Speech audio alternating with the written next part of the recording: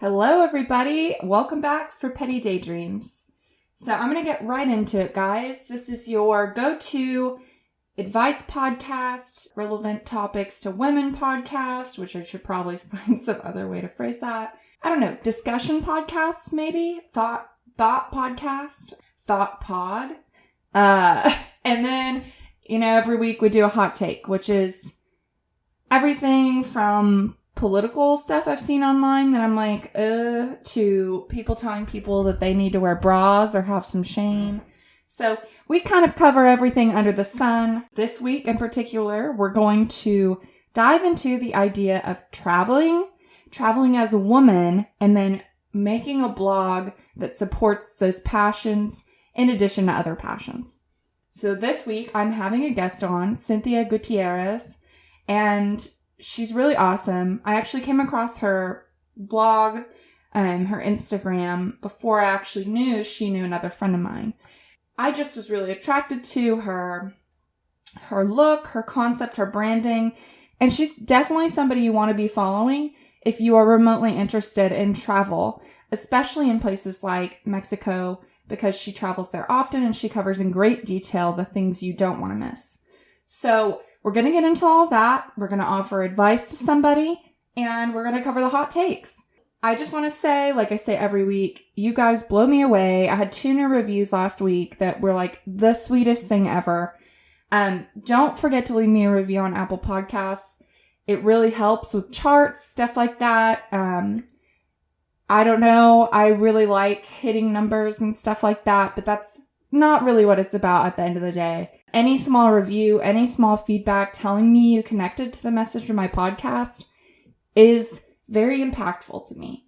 So I hope I'm giving something back to you guys every week, and just thanks for listening to the podcast.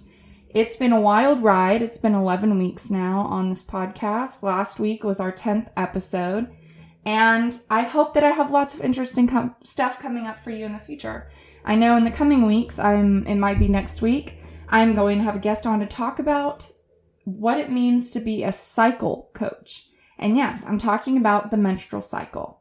So that's going to be incredibly interesting, almost as incredible as this that we're going to talk about today.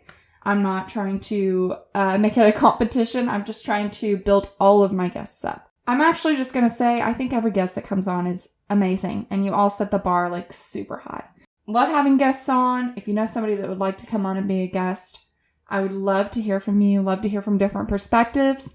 And I hope that every time I have a guest on, you're learning something new, learning from a new perspective, and ultimately kind of applying these things to your own reflection about like what you're doing in your life, and maybe how we should all be living a little bit bigger, living with more kindness in our hearts, etc. So we might as well just get right into it. So in just a second, I'm going to have Cynthia on the line, and we are going to discuss all of these things.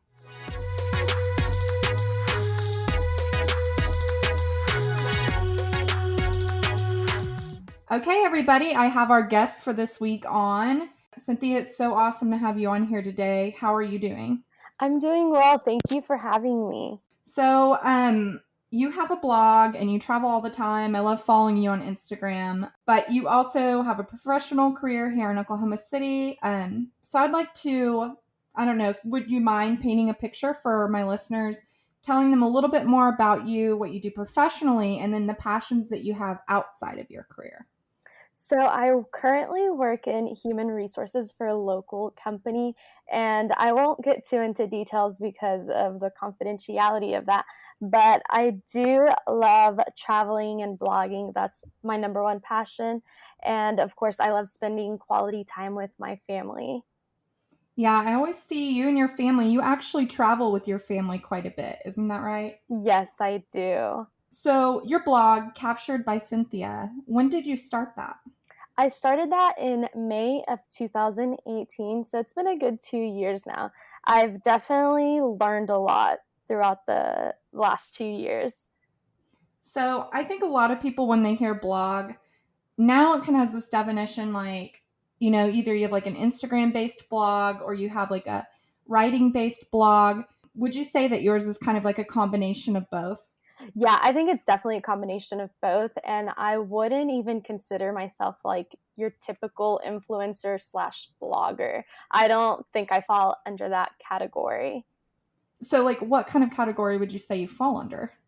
Well, for starters, I think that everybody has like this idea of the typical influencer. It does have a lot to do with image, and I take a lot of pride in making sure that I'm as authentic as possible and I look as real as possible. I definitely don't want to um, give this false idea of myself. So that's the one way that I don't think I am your typical blogger. Obviously, you have a big passion for this traveling and blogging and some philosophies that you hold about that. What led you to say, I want to start a blog? I've always been a very creative person, and I thought it would just be fun to share my travel style and all my favorite recipes with other people.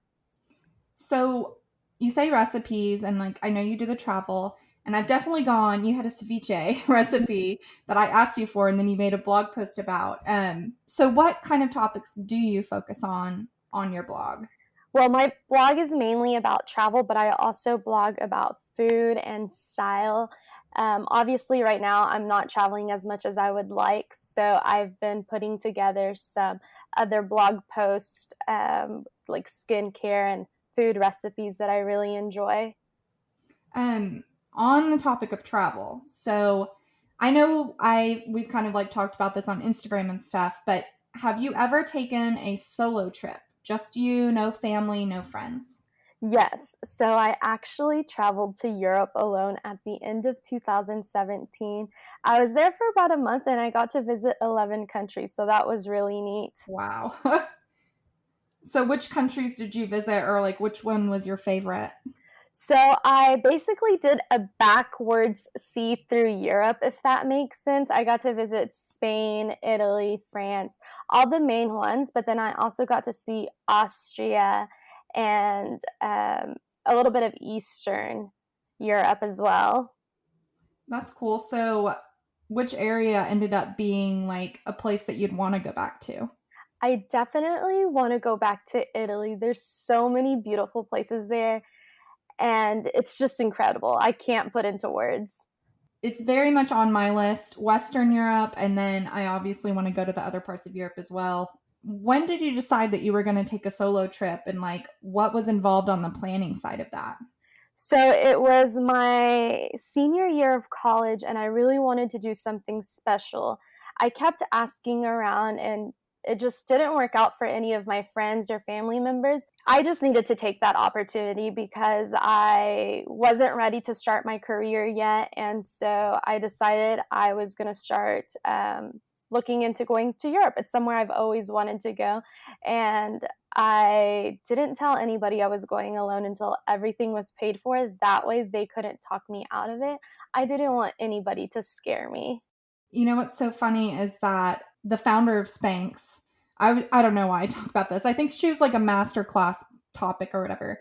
But she actually didn't tell anybody in her family about her idea until it was already like getting manufactured and stuff because people were going to talk her out of it. And like I've had people I know on my solo trips, people always just like want to like chime in. And like I think part of that is safety, like being a woman. And part of that is also like, I don't know, I think people focus too much on the financial side when I think you can make finances work for almost any trip. Yeah, I think if you're truly passionate about something, you definitely should go for it.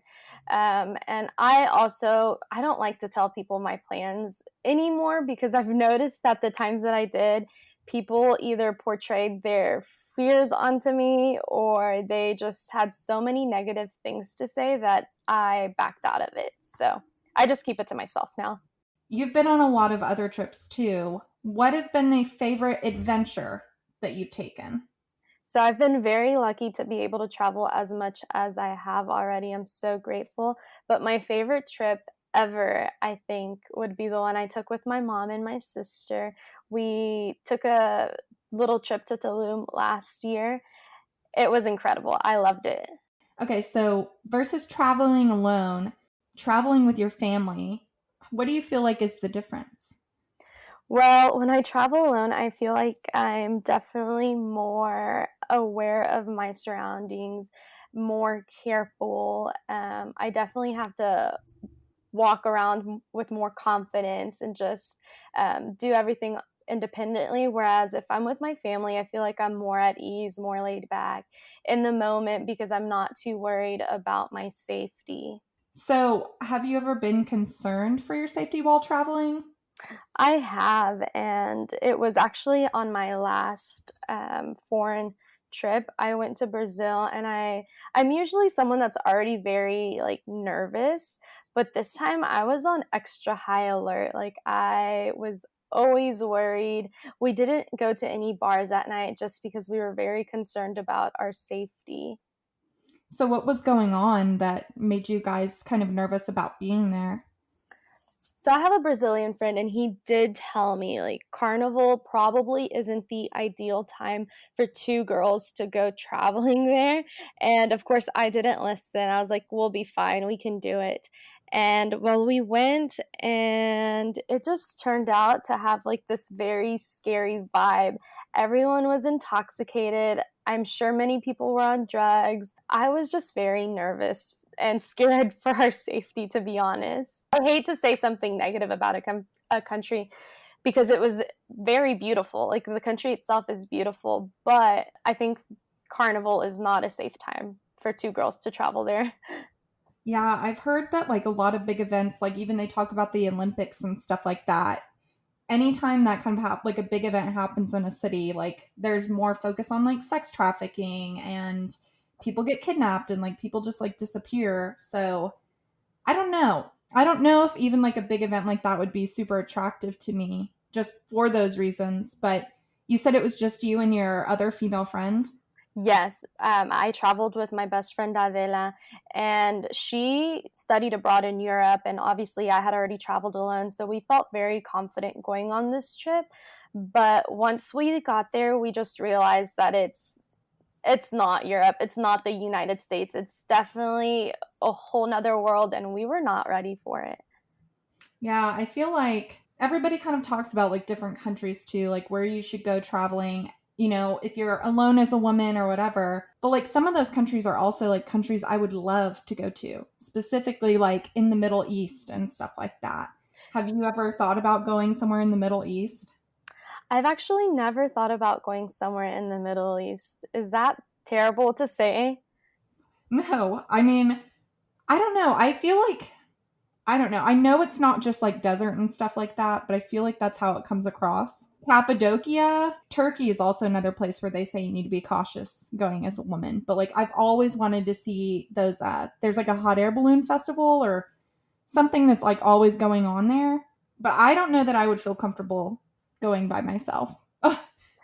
Yeah, no, I've never thought about going to the Middle East, to be honest, but traveling alone, solo travel from now on, I don't think I'm going to do it. I'm a little bit more scared now than I was in my early 20s.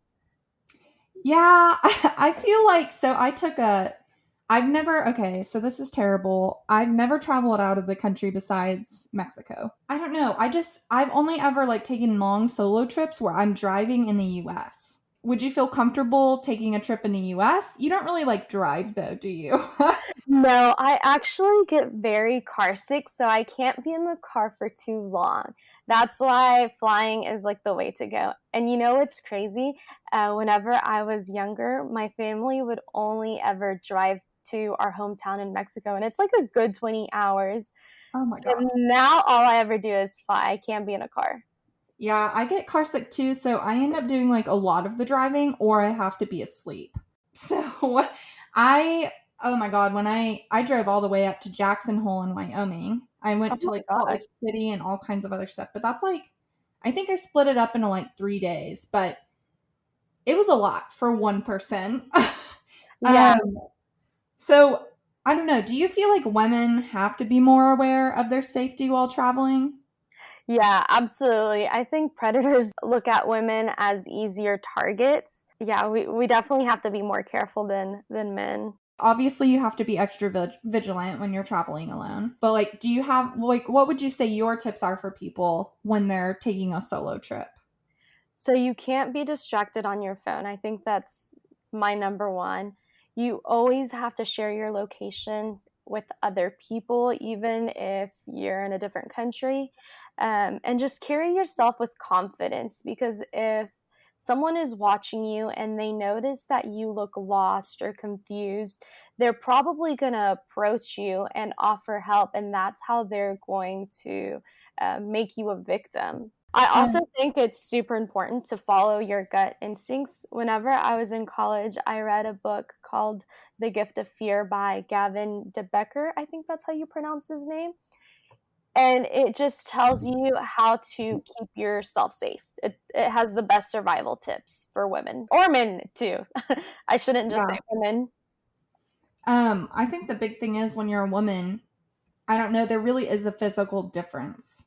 Like, I'm always careful, like, when, I don't know, I'm probably really bold and kind of stupid about some of this sometimes. Like, I would go get drinks or whatever and like walk back to where I was staying and stuff like that. But like, I don't know, like, a man could just like, unless you're like taking self defense and stuff like that, which I encourage everybody to do, a man could just like easily overpower you within like seconds. Yeah, So, definitely. Luckily, I'm not a very small girl. I know we've never met in person, but I am on the taller side of most girls, so I think a lot of men could be intimidated. A lot of men would be intimidated by my size. yeah, I'm like 5'5.5". I don't know. I just always say I'm kind of mean, like if somebody were to mess with me. But I also know, like, I don't know. I just think it's better to be like aware of where you are, have a plan, like let people know where you are. And then like I always like share my Airbnbs with people. I share my itinerary, stuff like that, just so like if something were to go wrong, somebody would at least know where to look for me. Yes, for sure. That was one of my things whenever I was in Brazil. Like, we just kept checking in with family or our friends, letting them know when we were back at our hotel so they wouldn't be too worried. Yeah. So, not so much focusing on the safety side of things because travel is also like one of the best things. And I hate that, like, I can't really go anywhere right now. What are your top travel tips for like planning a good trip and then like making the most out of your trip when you're there? I definitely think you need to create a budget. Obviously, the financial side of a trip is very important. You need to know how much you're able to spend and then stay within it. You obviously don't want to go on vacation and then get into this crazy debt that you're having to worry about whenever you're back at home. And do tons of research. I like to read other people's blogs or watch blogs on YouTube. I also like to be on Pinterest a lot. I feel like I come across a lot of very useful information there. And then if it's a destination where I've had family or close friends travel to, then I just ask them. Most of the time, they're more than happy to give me helpful info for my trip. Yeah. Have you gone somewhere that was like recommended to you by somebody? So I've been to a couple places in Mexico, but a lot of people kept recommending Tulum. Obviously, it's all over Instagram, but there's still a lot to know about it. So yeah, I think Tulum. So, how do you feel about being a travel blogger? Like you said, it's all over Instagram. When we're posting images and posting content about travel and stuff like that, obviously, like certain areas are more inundated with content. Like, what would you say is the best way you make your content stand out from others? I think I make my content stand out from others by first trying to make it as real as possible. I don't Photoshop my photos as much as other people think I might do. I really just work with the lighting a little bit, make it look pretty. And then I obviously share locations, hashtags, things like that with as clear information as possible. I always try to make it as honest. I know there's a lot of people on Instagram that will be a little bit deceiving with their editing or with their captions just to get a lot of likes and comments, and I'm just not about that. I don't need all of that. So Yeah, so I mean, you would say like your angle is that you're just authentic and like you're actually giving people an accurate picture of your life and like where you go. of course, I wouldn't want someone to be inspired by my photos, plan a trip, invest their money in it, and then show up and not love it because they thought it was going to be something else. Maybe they just had higher expectations because of my content, and I just don't want that. Has that ever happened to you where you like went somewhere that like looked really good online and it was kind of disappointing? Yes, I have been places that that I thought were going to be better, and it's just not what I thought it was. I think Brazil would probably be like that, like the glamorous, beautiful, like city Brazil, and then there's the not so pretty side of it that I got to experience because I just didn't know that. Yeah, I mean, I think that's also like you emphasize like if people have been there, ask them how they feel about it because your friend actually kind of like warned you or like said, I don't know if this is a good idea, but like I don't know, sometimes the appeal and the allure like looks so good online that you're like, I have to go. Yeah, that's how I definitely felt that way. But I learned, so now I'm gonna do better from now on. So on your blog, and you know that includes your Instagram and your website, what posts have you seen get the most engagement? And then why do you think that is? And then for people who don't quite know what engagement means, so that's kind of like the amount and quality of interaction you get when you put content out into the world. And that could be on any digital platform. So I think the posts that always get the most engagement are my travel ones, specifically the ones from Mexico. The majority of my followers and family and friends, they're Hispanic, they're Mexican. The posts from Mexico are always very appealing to them. I also share locations that are very like you're able to go there. So, yeah. So what do you mean by you're able to go there? Whereas maybe Brazil's obviously a little bit further, so not everybody can go there, and Mexico's much closer. It's way easier to just fly to Mexico than it would be Brazil, I think. And that's true. I mean, especially like if people are reading your blog and stuff and they live in Oklahoma, I think Mexico is the place that like I mean, if you really wanted to drive, you could. But like it's usually like a quick flight and you can get down there. Where would you say the majority of your audience is? They're mainly here in Oklahoma, but I do have some audience in Mexico. That's cool. So you said that like, you know, you're Spanish speaking and you kind of I don't know, like you cater to that audience as well. How important is that to you to include that kind of angle in your content creation? It's so important to me because it's just a part of who I am. It just wouldn't make sense for me to share content that doesn't include my culture. That's very interesting. I love that. I don't know, like sometimes I feel like I don't know, there's nothing like really redeeming about my culture, but I'm just not very connected with it. I feel like every post you're sharing something that's either like connected to your family or connected to like where you're from or also about like why it matters to you, which I think is like, I don't know, like I came across you and I didn't even know you were related to Pedro.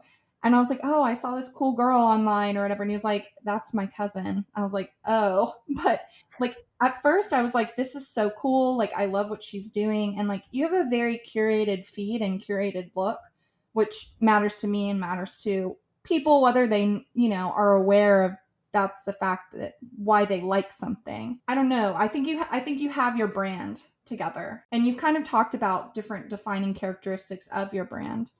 If you had to put your brand into like one sentence, how would you describe Captured by Cynthia? Captured by Cynthia could be described as a fun, positive, inspiring blog. I don't even know how to describe my blog because it's so much of everything. There's so many things that I love to talk about, so it's hard to narrow it down. But yeah, I think that talking about my culture is one of the main things that I love to do. I know you just said that I was related to Pedro, and the Mexican families are just so large, but that's what makes this so special. Like, I think the connection that we have with one another is something that you don't really see with people here in the States.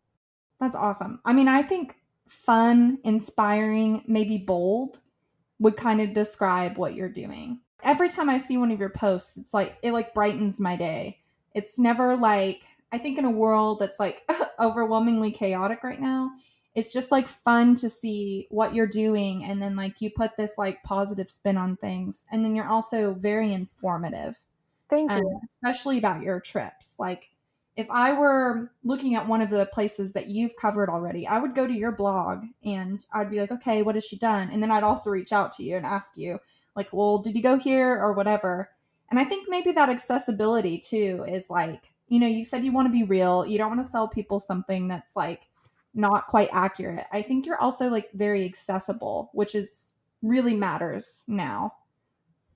Yeah, absolutely. I always try to connect with others, especially if they have questions, and give them as much information as possible from my point of view, and just make it easier on them to decide whether or not they want to either travel to a destination or buy a product, or how they would do a certain thing.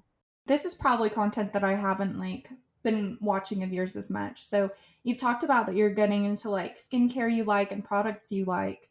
What is something that you think everybody, every woman, every listener on this podcast right now, what is something you think they need to actually purchase? I think every woman should have retinol in their skincare. It helps the cell turnover happen much quicker, and you have just this glow to your face that you don't really get from other products.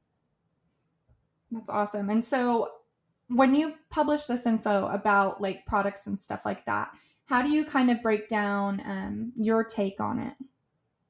Well, I always try to tell others how I reacted to it and how it helped me.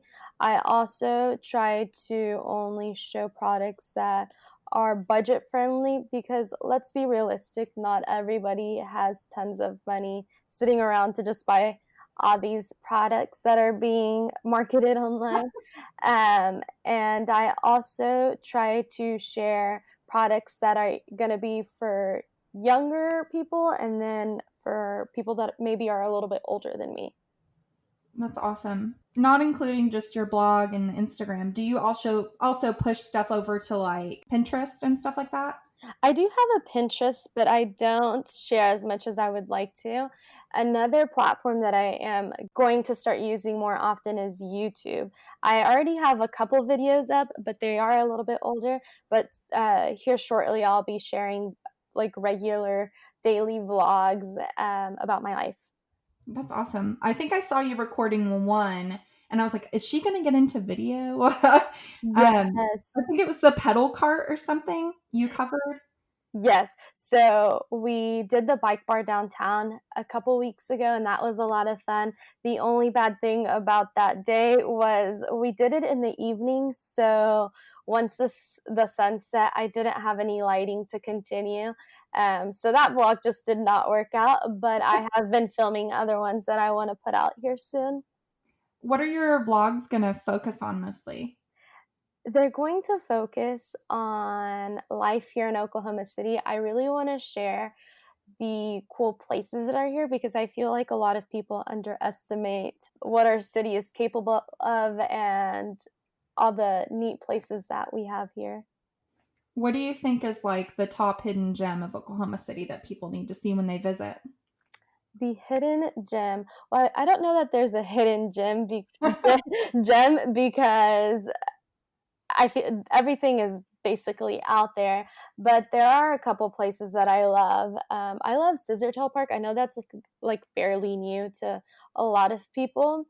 There's a lot of yummy restaurants that I like to visit, so I want to share that. And I also want to be able to share local Hispanic restaurants that are authentic. Yeah, I think that's important because it seems like every week there's some new kind of like either Mexican fusion or like Tex-Mex, but not really. It's all like, I don't know. I call it white people Mexican food. And it's like, I lived in Austin and I lived in San Antonio for a while. It is not the same. No, absolutely not.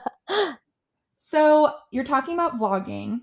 So I want to know, like, in the future, like, what are your aspirations and goals? It doesn't have to be specifically about content creation, but just like overall. Okay, you're gonna love this because, well, I just know you're gonna love it. But my main goal right now is to become a homeowner. I'm speaking it into existence right now. I will become a homeowner soon. Yes, that's really awesome. Are you going to buy here in Oklahoma City? Yes, I plan to buy here in Oklahoma City. For a while, I thought I was gonna move to maybe like Texas, but I think I'm gonna settle here. That's awesome. Oklahoma City, for anybody that's listening, and I have listeners that aren't right here in Oklahoma City, it is a great place to buy a house. Like median home price, what you get for your dollar, like your dollar just goes farther here. And I'm like so excited for you. Like first time home buyers, I don't think there's like really anything quite like it because owning a home is such a great way to build wealth for yourself and then for future generations. Yes, I'm super excited about that. I've been saving for a little bit and trying to do a little research, figure out how that goes. And soon I'll be looking for help to buy one. So maybe you can recommend someone. Yeah. So with your blog, if somebody wanted to start a blog or like they're listening and they're like, oh my God, like this sounds so fun. I would love to do kind of what she's doing. Do you have any advice? Yes, I would say don't compare yourself to others. It's definitely a learning process and it will get hard at times. But if it's truly something you're passionate about, giving up won't be an option. Like you'll just get through it. I love that. I think sometimes being a content creator, like being a blogger, can be a little bit frustrating. The ups and downs of the roller coaster of the algorithm on Instagram. I really like your attitude about that because I don't know, it's your passion. So it's just like a given that you're just going to try your hardest at it. Yeah, of course. So, is there anything you want to share with my listeners? I feel like we covered so much, but I do have one thing, and it's going to sound super duper cheesy right now. I think that like you said earlier, we're going through these difficult times, and it's so important for us to be kind and encouraging towards one another. We all need the positivity right now. I love that. Every week, I feel like I'm telling people just be kind to each other because I just online, it's just like, it's the worst. And I think we're seeing the worst of other people when we're just online, which a lot of us are now. But I really appreciate that. So, if somebody wants to connect with you, where would be the best place to connect with you? And you can find me on Instagram, and you can also connect with me through my blog. My blog is www.capturedbycynthia.com. You are able to contact me through the form and just send any suggestions or tips, or even if you have a question, I'm more than happy to answer it through there. Okay, thank you, Cynthia. Guys, I really encourage you to reach out to her. Go read her blog posts. They're just rich with like information, beautiful images. If you're planning trips post COVID, or you actually took a trip just a couple weeks ago, or not a couple weeks ago, it was maybe like a month and a half ago. Yeah. I think Cynthia would maybe have some good tips about how to do that, like traveling during this time. And just overall, like you need to go check her out. It's been really awesome. I know we've been trying to connect in person and then 2020 happened. I still look forward to like meeting you in real life, but I really encourage everybody go connect with her. She's awesome. And I just want to say thanks for coming on here and talking to my listeners. And it's been a real delight to have a conversation with you. Thank you. This has been amazing. Quite the experience. I am super grateful that you invited me to be on here. Oh, thanks. Well, I hope maybe we can talk in the future about some other topic. But for now, I just want to say thank you, and then I will talk to you later. Okay. Thank you. Bye. Bye-bye.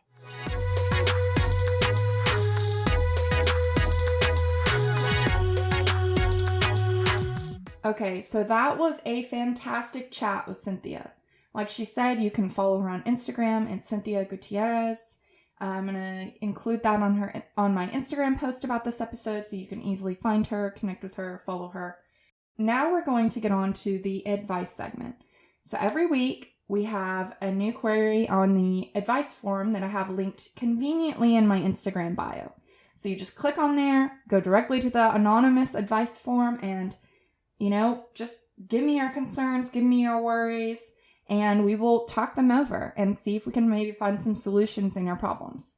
So, totally anonymous. I'm always going to protect your identity. In fact, I know I've had several friends write in, and I don't know which ones they were asking about. And that's not to say I don't know what's going on in their lives, but you never really know what's going on with somebody, even if you're very close to them. So, send it in. I'm more than happy to help you. Like I said, I'm not a therapist, not a psychiatrist, I'm not a doctor. I'm just coming to you with advice like a friend sitting right across the table from you. And that's always my aim. So this week we have a question that is related to the topic that Cynthia and I just discussed. So let me go ahead and read it. So it says, "Hey Bobbie, I've been wanting to travel but have been feeling very worried about COVID and not sure what travel is looking like now. I saw you were going to Aspen in a couple of weeks. How did you plan that trip and get past your concerns?" So first of all, I have not gotten past my concerns. We're going to the Aspen Snowmass area. So I've never been in that part of Colorado specifically. I've been to Breckenridge and kind of up that same range. But I've traveled to Colorado quite a few times. And it's funny because they actually have restrictions and mask ordinances in place above and beyond like what we're doing here in Oklahoma. But it's very funny because even in Oklahoma City versus Edmond, which Edmond is doing like a mask mandate, but it's starting like I think next week. And when they announced it, it was going to be like 2 or 3 weeks from now. But I went up there trying to go grocery shopping. Nothing is being enforced. Everything in Oklahoma City, it's like night and day. Everything in Oklahoma City, you have to wear a mask. Sometimes there's still fools, or maybe I should say psychopaths, walking around without masks, feeling like they're getting away with something. And you can tell, because they always have this like smug smile on their face. But most of the time, somebody's going to catch them and tell them no. For one, Trader Joe's is doing a fantastic job. I've not seen one unmasked person there. Even people have masks on their kids. So, I don't know what the excuse is. But that's why I was thinking Aspen Snowmass, first of all, for the nicer weather. The place we booked, I can cancel up until August 27th. So, I don't know. There hasn't been a day that's gone by that I'm like, I don't know, maybe I should cancel. Dealing with a pandemic like this, and we know that there are multiple strains and stuff like that, going to a different area, you might be exposed to something that you're not as resistant to. I mean, the fact is, there's probably a lot of us that have been exposed, but we never had symptoms, we never got sick, and we didn't know. Our immune system just, took it in and fought it off without us really being aware of it. So that's another thing to be concerned about when you're traveling outside your geographic region or your state. But really planning was like planning anything else, any other trip. Besides, I'll get into that. So we picked a place, I compared listings. One of the things I chose was I wanted to have windows and maybe a patio because when we get there, I'm going to open it all up and let it air out because we don't really know realistically when somebody's been in there last. And wanted to have a kitchen because currently we oven heat everything that we get from takeout. So I know I don't really think anybody's gotten sick from eating any food from takeout, but during that time there, I think I want to make the step, personally for me, to eat on a patio. I'm still probably going to bring my own silverware, my own cutlery, plastic cutlery, and my own straw, okay? But it's going to be a huge step if we do end up doing that. And if not, we're just going to take out some food and put it in the oven and then eat it on our patio or whatever. But I'm making steps and making plans and backup plans in case I freak out when we're there. I don't really know how I'm going to react. I've been pretty clear and open about my OCD and about it getting way worse during this time. Falling into some old habits and some old compulsions, and things like hand washing, things like contamination issues, like this touched this, that touched that. So I don't know how it's going to go. Big thing though, we travel. I travel a lot. We try to. And I don't know, I feel like I need to get some change of scenery and some fresh air. And if we can do that as safely as possible, I think it's worth a shot. Big things, stopping for restroom breaks, stuff like that. I would say plan it out very carefully. I've traveled this route quite a few times, so we pretty much know where bathrooms and stuff are going to be. But have lots of backup masks. The place we're staying at has a laundry in the unit, so you can wash your clothes if you need to. This is probably above and beyond what some other people I know are doing as they're traveling right now, but bringing cleaners. I'm bringing a change of sheets and coverlet for the bed. Bringing pillowcases. What else? Probably going to clean the whole place when we get there. All the surfaces, all the doorknobs. Going to bring our own towels. I don't know if there's going to be any shampoo or stuff like that there. Probably going to bring that. Definitely going to bring our own sheet trays and kitchen stuff. And then lots of soap. Okay? So it's going to look very different. I understand your concerns. I think you should be concerned. Even when you're traveling right now. Even if you're just traveling to your parents' house. Like if I were to go down to Austin, Part of it is you have to get past the concerns part of the thing. Like you have to have everything in place so that you will feel adequately safe and protected. But having a way to, once that's done, check it off your list so that you can be in the moment and maybe get a mental break from everything going on. Because that's partly why we travel too, to get away, to experience new things, and to relax a little bit, even for a short period of time. So I don't know, my work is picking up a lot and stuff. Every day I've told you I'm thinking about canceling it, so I don't know at this moment if we're for sure going to go, but it looked really cool. The main thing was they have a hot air balloon festival and some outdoor stuff that you can do there instead of a lot of indoor activities. So Colorado, weather's going to be prime. That's a big thing. I'm sick of this heat. And I don't know. I would suggest, someplace like New Mexico or Colorado, look at who has a mask ordinance. Look at who's going to meet your comfort level. And then also know your personal responsibility. So, you have a personal responsibility not to spread COVID. So, it's all very interesting. And if you have any questions about planning a trip anywhere specific, shoot me a message. I would be happy to help you or give you some pointers.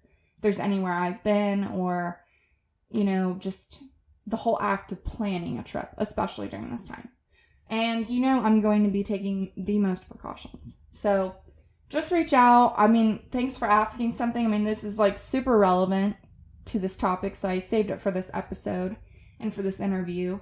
If you guys have anything at all, like I've said before, anything at all that you think I might have any kind of authority speaking about, or maybe even not, just send it my way. Send it to the Anonymous Advice Forum. In fact, if you're listening to the podcast right now, pause it, just go send me something. I think in a couple weeks, I'm not going to have many advice queries left, just because I haven't been pushing it as much on my timeline and everything, which is my fault. But tell somebody about it or be like, hey, you want to try this random thing?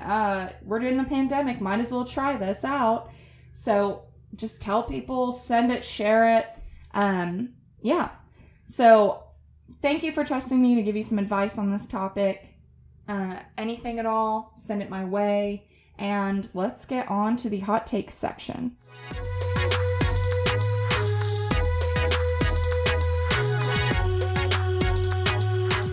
Okay, guys, we're back for the hot takes. So this is your favorite part of the podcast every week, right? Every week I'm going to highlight something. This is maybe the only part of the podcast that really gets political. Some may argue that masks are political, but in my opinion, they shouldn't be, and they aren't. They've been made political. So we get into that kind of stuff, or we talk about stupid shit people have said, really just anybody popping off about anything they don't really know, or maybe they don't understand the irony of their situation or what they're saying. So a little bit of a lack of self-awareness is always a prerequisite for most of these hot takes. This week I have one that was submitted to me by a friend, and it's from Facebook, of course, and it has a picture, okay, it's like meme format, but it says, so they protest in person against voting in person? ? Exclamation point.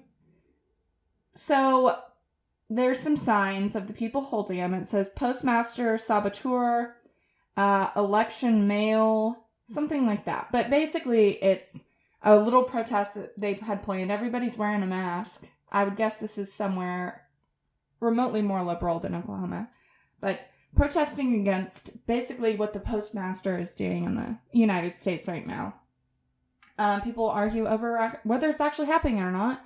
But the president of the United States, the president of the United States actually came forward and said he's trying to dismantle the postal service because he doesn't want people to be able to vote by mail. Because it's actually shown that when you have people able to vote by mail, that there's higher turnout. And given a pandemic, you don't necessarily want people being forced to go to the polls to make sure that their votes are heard or counted. So these people are protesting the changes that this Postmaster General has been implementing. Things that they think are going to basically be an act of voter suppression. So this person is entirely missing the point. They said, so they protest in person against voting in person. First of all, we don't know if these people are able-bodied. We don't know if they don't have any autoimmune disorders, things that are going to keep them from actually going to the polls or actually protesting, but they're standing up for the people that can't. So to try and draw this comparison is just stupid to me. Yes, people are going to protest in person, having feet in the streets, and people making a present, being broadcast on the news, stuff like that, is always going to work, I think it was social scientists, maybe, or cultural scientists, they said that the civil rights movement worked. People standing up, people protesting, people pushing what they want into the public sphere over and over actually is effective. So it does matter. It does matter to get out there and tell people that you're not happy with whatever is going on. Some protests you may not agree with, or some protests like taking guns into a Capitol building. You may think, if the roles were reversed or somebody else were doing this, what would be the actual response to this? Would they automatically label it a riot? I would love to see this group of old people protesting not all old people, but older people, protesting in the streets to basically guarantee that the Postal Service can remain this entity that can provide cheap and easy mail services and a way to vote is very important. And that this person is trying to find the weakest way to condemn it by saying they're protesting in person against voting in person is just dumb. So thank you for submitting this, friend. It's a very good hot take, and I actually probably broke that down a little more than I intended.